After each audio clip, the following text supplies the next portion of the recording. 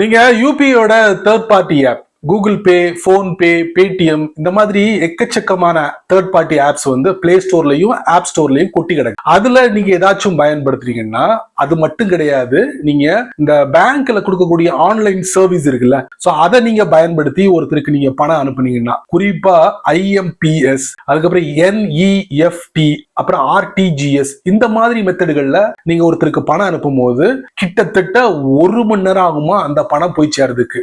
எதுக்கு, யாரு சொல்றா, இத பத்தின டீட்டெயிலான விஷயத்த நான் உங்களுக்கு இந்த வீடியோல பதிவு பண்ண போறேன். வழக்கம் போல நம்ம வீடியோக்கு லைக் கொடுத்துக்கோங்க, தொடர்ச்சியா நம்முடைய சேனலை சப்போர்ட் பண்ணுங்க. வீடியோ எந்த பகுதியும் நீங்க ஸ்கிப் பண்ணாதீங்க. ஸ்கிப் பண்ணீங்கன்னா உங்களால மத்தவங்களுக்கு ஷேர் பண்ண முடியாது. இப்ப அதை பத்தி டீட்டெயிலா தெரிஞ்சுக்கலாம் வாங்க.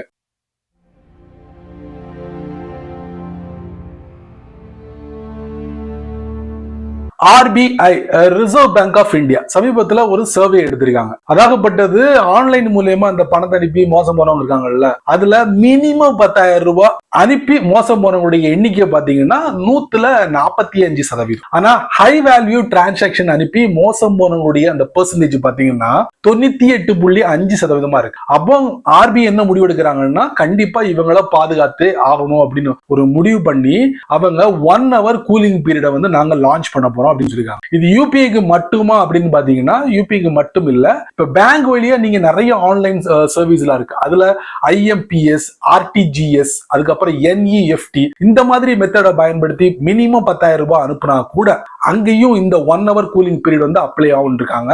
இது யாருக்கு பொருந்தும், யாருக்கு பொருந்தாது, அதையும் நம்ம பார்க்கணும்ல. இப்ப சாதாரணமா நீங்க ஒரு இடத்துல போயிட்டு வியாபாரம் பண்றீங்கன்னா, அது ரெகுலரா வியாபாரம் பண்றீங்கன்னா அங்க வந்து இது அப்ளை ஆகாது. அதே வேளையில ஒரு நபர் இன்னொரு நபருக்கு மினிமம் 10,000 ரூபாய் அனுப்புறாங்கன்னா அங்க கண்டிப்பா அப்ளை ஆகும். அதுவும் ரெகுலரா நீங்க ஒருத்தரோட நீங்க டீலிங் பண்றீங்கன்னா அவருக்கு அப்ளை ஆகாது. புதுசா ஒரு நபரோட நீங்க டீலிங் பண்றீங்க, அதுவும் மினிமம் 10,000 ரூபாய் அனுப்புறீங்கன்னா கண்டிப்பா அங்க 1 hour கூலிங் பீரியட் வந்து அப்ளை ஆகும் அப்படின்னு இருக்காங்க.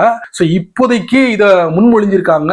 மே 8, 2026 வரைக்கும் நம்முடைய ஃபீட்பேக்கை வாங்கிட்டு அதுக்கப்புறம் அதுல ஏதாவது சேஞ்சஸ் கொண்டு வரணும்னா கொண்டு வந்து ஃபைனலா அதை லான்ச் பண்ணுவாங்க நினைக்கிறேன். எது எப்படியோ இந்த 1 hour கூலிங் பீரியட் கூடிய சீக்கிரத்துல வரப்போகுது. ஆன்லைன்ல பணம் அனுப்பும் போது இந்த மாதிரி சம்பவங்கள்லாம் இனி நடக்காது. சப்போஸ் நீங்க ஏதோ ஒரு ஆளை நம்பி நீங்க பணத்தை அனுப்புறீங்கன்னு வச்சுக்கோங்க, ஃபைனலி அந்த நபர் ஒரு எக்ஸ் நபர் அப்படின்னு வச்சுக்கோங்களேன், இடையில நீங்க அந்த டிரான்சாக்சனை கேன்சல் பண்ணிக்கலாம், இல்லைன்னா அதை பத்தின டீட்டெயில்ஸை நீங்க அந்த பேங்க்ல நீங்க பதிவு பண்ணலாம். ஸோ இது ஒரு நல்ல வாய்ப்பு. ஐயோ என் பணம் போயிருச்சே அப்படின்னு நம்ம புலம்புறதுக்கு பதிலா இந்த 1 hour கூலிங் பீரியட் நம்மளை பாதுகாக்கும் நினைக்கிறேன். எனிவே இது ஒரு அருமையான ஒரு திட்டம், விரைவில் நம்ம எதிர்பார்க்கலாம். ஆர்பிஐயோட புது ரூலுங்க, தெரிஞ்சுக்கோங்க. ஆனா இன்னும் கன்ஃபார்ம் ஆகல.